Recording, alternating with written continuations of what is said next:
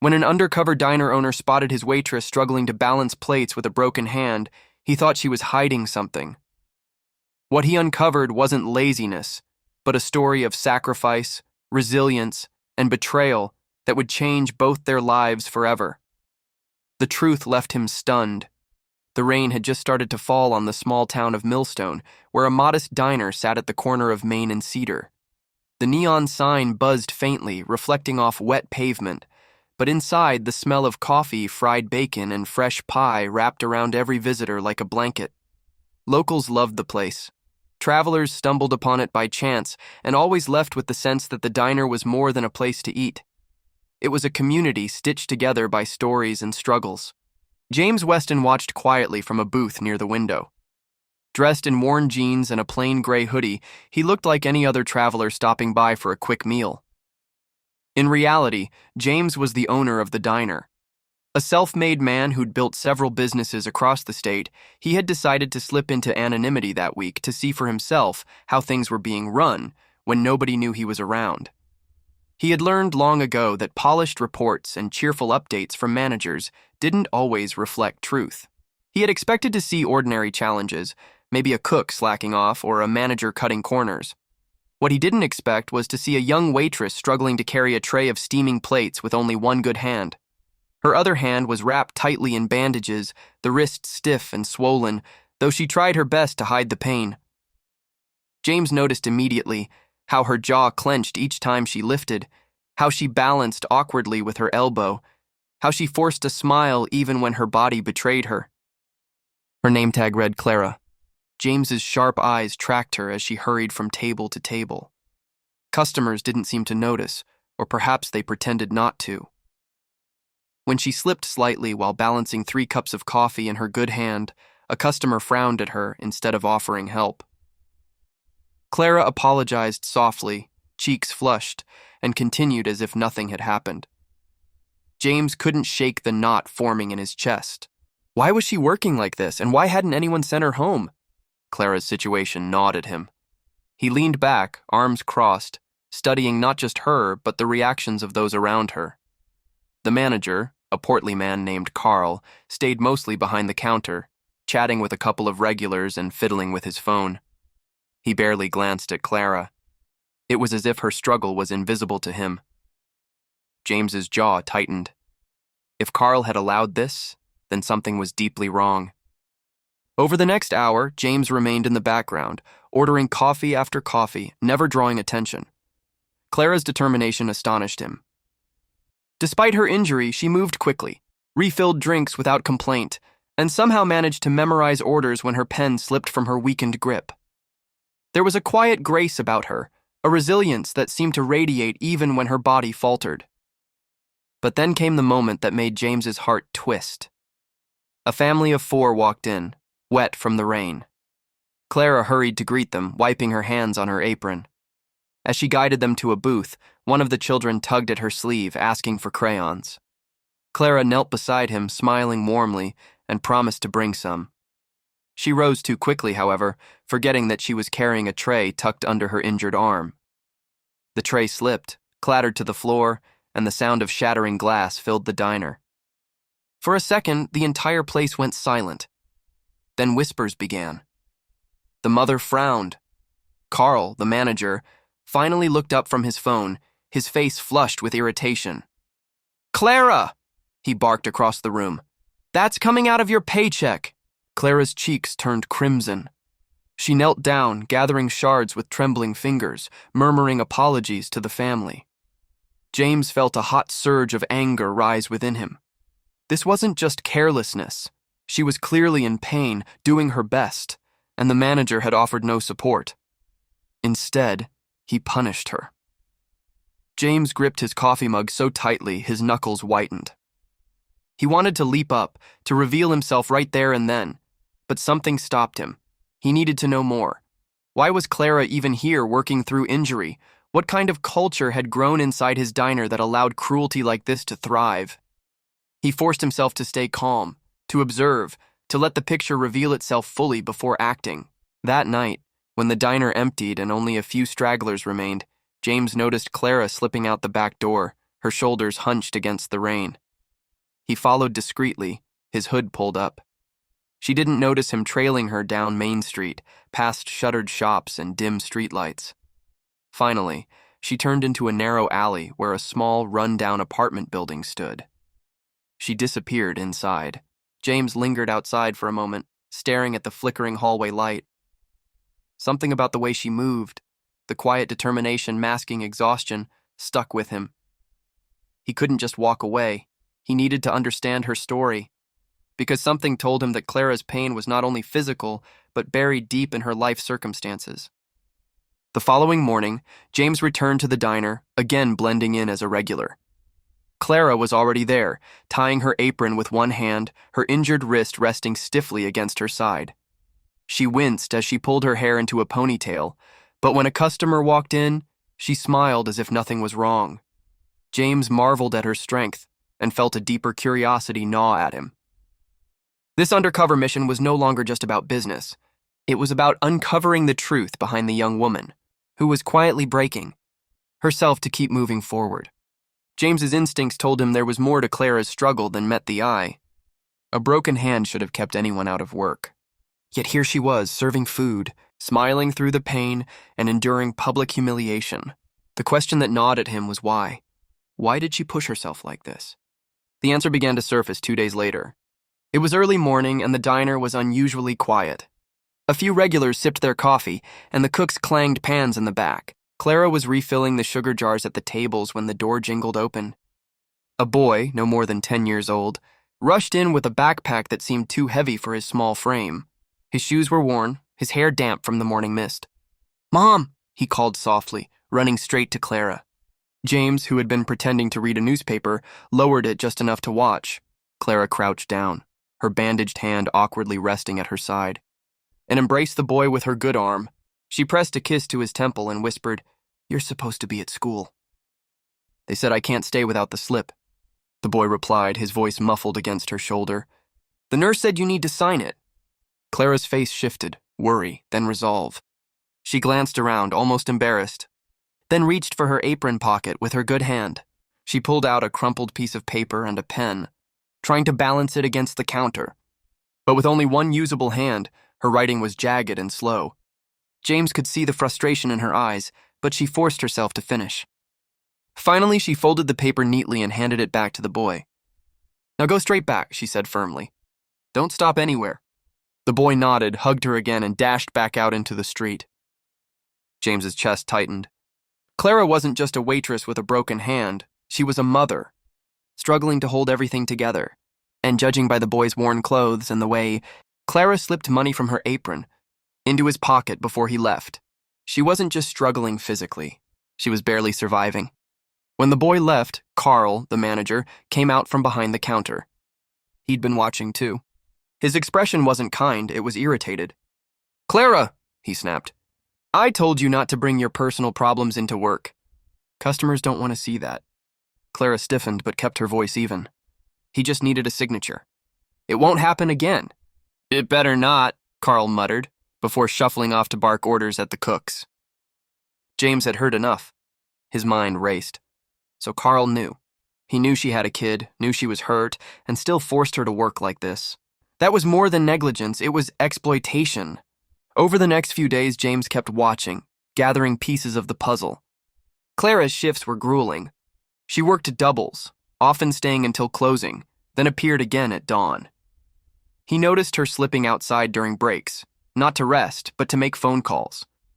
Her tone was hushed, urgent. Sometimes he caught snippets. "Yes, the payment's coming. Please, just give me one more week." Debt collectors, James guessed.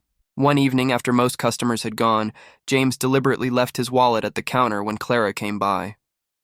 "Excuse me," he said, his tone casual. "I think I forgot something." Clara hurried over, returning the wallet with a polite smile. "Here you go." "Thanks," James said, studying her carefully. "You're working awfully hard with that hand. Shouldn't you be resting?" Clara froze, her smile faltering. "It's fine, just a sprain." James tilted his head. "That's more than a sprain. Looks painful." Clara hesitated, then straightened, masking her discomfort. It doesn't matter. I need the hours. James wanted to push, but he stopped himself. If he asked too much, she might retreat. So he let her go, but the weight of her words stayed with him. I need the hours. That night, James followed her again, this time from a greater distance. He watched her pick up her son from a neighbor's apartment, then walk him home. He saw her check the mailbox, sift through envelopes, and shove a handful of bills into her coat pocket with a weary sigh. In the dim light of the hallway, James caught the moment she leaned against her apartment door, eyes closed, shoulders trembling. She didn't cry, though he suspected she wanted to. Instead, she straightened and went inside. The picture became clearer. Clara was a single mother, drowning under bills, forced to work despite her injury, and Carl, the manager he had trusted, was taking advantage of her desperation. James decided to confront Carl directly, still keeping his identity hidden. The next day, he lingered by the counter until Carl noticed him. Hey, you're here a lot, Carl said gruffly. You live around here? Passing through, James replied smoothly. But I like the place. Good food. Carl grinned. That's what I like to hear. You should tell your friends. James leaned in slightly. I couldn't help but notice that waitress of yours, the one with the bandaged hand. Carl rolled his eyes. Clara? Don't get me started. Girl's a mess. Always got excuses. If it were up to me, I'd have replaced her weeks ago. But she begs for hours, and honestly, we're short-staffed. James's jaw clenched, but he forced a neutral tone. Seems like she's in pain. Carl snorted. That's her problem. If she can't handle it, she shouldn't show up. But she does. And hey, I'm not going to complain if she wants to break her back for minimum wage. The casual cruelty in his words sent a chill down James's spine. This wasn't just neglect. It was exploitation rooted in arrogance. Later that evening, James sat in his motel room staring at the ceiling. He could reveal himself right now, fire Carl, and give Clara a paid leave. But something inside him hesitated. Clara didn't need charity. She needed empowerment. Something lasting. If James swooped in like a savior, she might feel humiliated, exposed. He needed to approach this carefully. The opportunity came sooner than expected. The following weekend, the diner filled with tourists from out of town. Orders piled up, tempers flared, and Carl retreated to the office, leaving Clara and the short staff scrambling. James watched as Clara, moving faster than she should, tripped while carrying hot soup. The bowl tilted dangerously, but instead of spilling, she steadied it with her injured hand. The pain must have been excruciating. Her face blanched, her lips tightened, but she didn't make a sound. She delivered the soup, smiled at the customers, then slipped into the kitchen. James followed her quietly. Through the half-open door, he saw her leaning against the wall, tears streaming down her cheeks as she cradled her swollen hand. She didn't sob loudly. It was the quiet, contained cry of someone who had no choice but to suffer silently. That was the breaking point for James. He couldn't stay hidden much longer. But before revealing himself, he needed one more piece of the puzzle. What had broken Clara's life so deeply that she was trapped in this cycle? He found the answer the next day, when fate intervened. A man stormed into the diner just before closing, his voice raised, his presence hostile. Clara stiffened the moment she saw him. James recognized the look in her eyes. Fear. Resignation. "Where's my money, Clara?" the man demanded, slamming his fist against the counter. "You think you can just ignore me?" Clara stepped forward quickly, her voice trembling but steady. "Please, not here. I'll figure it out." The man sneered. "You said that last time, and the time before. I want it now, or things get ugly." James's fists curled under the table. He wanted to intervene, but he forced himself to stay back and observe. Carl, emerging from the office, rolled his eyes. Not again. "Clara, get rid of him. You know the rules, no drama in front of customers." The man leaned closer, lowering his voice but not his menace. "You got 1 week. 1. After that, I don't care if you're working here or crawling in the street. You'll regret crossing me." With that, he left, slamming the door so hard the windows rattled. Clara stood frozen, her bandaged hand trembling. The entire diner was silent. Carl muttered something under his breath, and disappeared back into the office, leaving her to pick up the pieces. James sat there, his heart pounding. Now he understood. Clara wasn't just a struggling mother. She was being hounded by someone dangerous, someone who had power over her life. And Carl, instead of protecting her, had abandoned her to fend for herself. That night, James made a decision. The time for watching was over. The time for truth was near. But how he revealed it and how Clara would react was a question that weighed heavily on him. The diner buzzed with its usual morning chatter, but James couldn't shake the image of Clara's trembling hands and tear-streaked face from the night before. He had seen enough. The undercover observation had given him the truth. And the truth was ugly. Carl was negligent, Clara was drowning, and a dangerous man lurked at the edges of her life. The question was no longer what's happening, but what am I going to do about it? James had built his fortune not by accident, but by making bold, decisive moves. And yet, when it came to Clara, he hesitated. She was proud. He could see it in the way she carried herself, even when broken.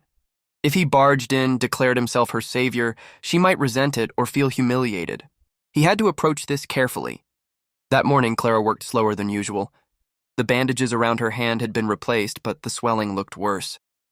She forced smiles for customers, but her eyes carried shadows of exhaustion. When she thought no one was watching, James caught her wincing with each step.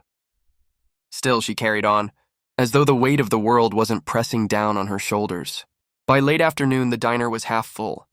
Families laughed over milkshakes, an old couple shared pie, and teenagers squabbled in a corner booth.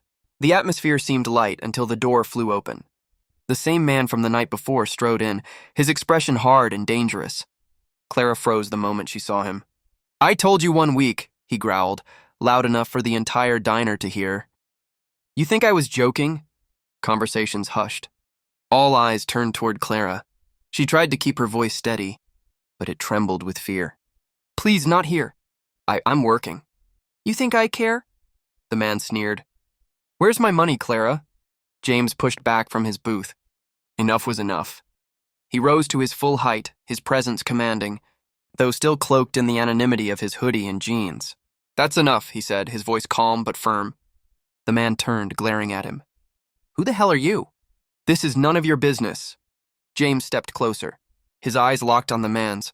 "It became my business the moment. You brought your threats into this diner. Leave, now." For a moment, the man hesitated, sizing him up. James wasn't intimidating by appearance alone, but there was something in his tone, a quiet authority, the kind that came from years of commanding respect, that made the man falter. He leaned toward Clara, jabbing a finger at her. 1 week. Don't forget. Then he stormed out, the door slamming behind him. Clara's face flushed with humiliation as whispers spread through the diner. She turned away quickly, hiding tears. From the office, Carl finally emerged, fuming. "Clara! What did I tell you about drama in front of customers? You're on your last chance!" That was it. James could no longer hold back. "Actually," James said, his voice carrying across the room, "you're the one on your last chance, Carl." The diner fell silent. Carl blinked, then scowled. "And who the hell are you to say that?" James reached into his pocket and pulled out a sleek wallet. From it, he removed a card, the official ownership papers, embossed with his name and the diner's logo.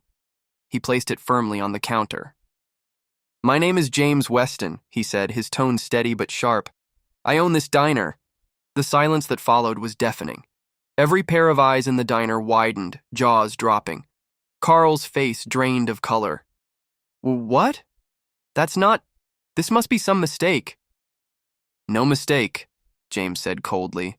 "I've been here all week, watching, listening, and what I've seen disgusts me. You neglected a staff member in pain, allowed harassment in this establishment, and treated your employees like they're disposable. That ends today." Carl sputtered, sweat beading on his forehead. You can't just—" "You're fired," James cut in, his voice like steel, effective immediately. "Leave your keys and get out." Gasps rippled through the diner. Carl looked around, hoping for someone to defend him, but all he saw were glares and disapproving stares. Even the regulars who had once laughed at his jokes turned their backs. Defeated, Carl slammed his keys on the counter and stormed out, muttering curses under his breath. The door banged shut behind him. For a long moment, the diner remained silent, the weight of what had just happened hanging heavy in the air. Then, slowly, conversations resumed, whispers of astonishment spreading from table to table. Clara stood frozen, her face pale, her injured hand trembling against her apron. She stared at James as though seeing him for the first time. "You," she whispered, "you own this place?" James nodded, his expression softened. "Yes, and I should have stepped in sooner. I'm sorry I let things get this far." Clara shook her head, struggling to process everything. Why didn't you say anything before?" "Because I needed to see the truth with my own eyes," James admitted. "And now I have. Clara, you shouldn't be working like this. You're hurt, you're exhausted, and you've been carrying burdens no one should have to carry alone." Her lips trembled as tears welled in her eyes. "I don't have a choice. If I don't work, I can't pay rent. I can't take care of my son. People depend on me." James stepped closer, lowering his voice so only she could hear. "I understand, but you don't have to do it alone anymore." For the first time, Clara's defenses cracked. She turned away, wiping at her eyes, her shoulders shaking. The weight she'd been carrying in silence for so long finally showed. James knew he had to be careful. He didn't want her to feel like a charity case. So he approached it from a different angle. "Here's what we'll do. You'll take paid leave until your hand heals. That's not optional. It's your right. And when you're ready to come back, we'll discuss a management training program. I've seen how strong you are, how much you care. This diner needs people like you leading, not just serving." Clara turned back to him, eyes wide with disbelief. "Me? A manager?" "Why not?" James said with a small smile. "You've been running circles around everyone, even injured. You've shown more dedication than anyone here. That deserves recognition." For a moment she was speechless. Then she shook her head, overwhelmed. I don't know what to say." "Just say yes," James replied gently. Clara's tears spilled over, but this time they weren't just from exhaustion, they were from relief. The following week was a whirlwind. With Carl gone, James appointed an interim manager and began restructuring the diner's operations. Word spread quickly through town. The mysterious man who'd been sitting quietly in the corner was actually the owner, and he had fired Carl on the spot. Customers poured in, curious and supportive. The diner's reputation began to rise, not just for its food, but for the integrity behind its doors. As for Clara, she finally allowed herself to rest. James made sure her medical bills were covered and arranged for her son to have after-school care. For the first time in years, she wasn't drowning. She could breathe. But the story didn't end there. One evening, as James was reviewing paperwork in the office, Clara knocked on the door. She stepped inside, her hand still bandaged but healing. "There's something I need to tell you," she said softly. James set the papers aside, giving her his full attention. "The man who came here, the one who threatened me. He's my ex-husband," she admitted, her voice trembling. "He left years ago, but he shows up when he wants money. He knows I'll do anything to protect my son, so he uses that against me. I didn't tell anyone because I didn't want people to think less of me." James's chest tightened with anger, not at her, but at the man who had exploited her fear. "Clara, none of this is your fault. He has no right to torment you." "But what if he comes back?" she whispered. "What if he tries to hurt us?" James leaned forward, his gaze unwavering. "Then he'll answer to me, and to the law. I promise you, you're not alone anymore." Tears filled her eyes again, but this time she let them fall. For the first time in years, she felt truly safe. Over the months that followed, Clara healed, not just her hand, but her spirit. She accepted James's offer of management training, slowly stepping into a new role with growing confidence. Her son thrived too, his laughter filling the diner whenever he stopped by after school. And James? He realized something unexpected. What had started as an undercover mission to check on his business had turned into something far more meaningful. He had found not just an employee worth keeping, but a person worth fighting for. The day Clara officially became assistant manager, the diner was packed with regulars and newcomers alike. James stood beside her as she cut the ribbon on a small ceremony he'd arranged. The crowd cheered, and for the first time in a long time, Clara smiled without the weight of worry dragging it down. She turned to James, her eyes shining. I don't know how to thank you. James shook his head. You don't need to. Just keep doing what you do best, leading with heart. That's thanks enough. As the applause rang out, James felt a quiet certainty settle in his chest. He had come undercover to uncover flaws in his business. Instead, he had uncovered strength, resilience, and a bond that would forever change his life.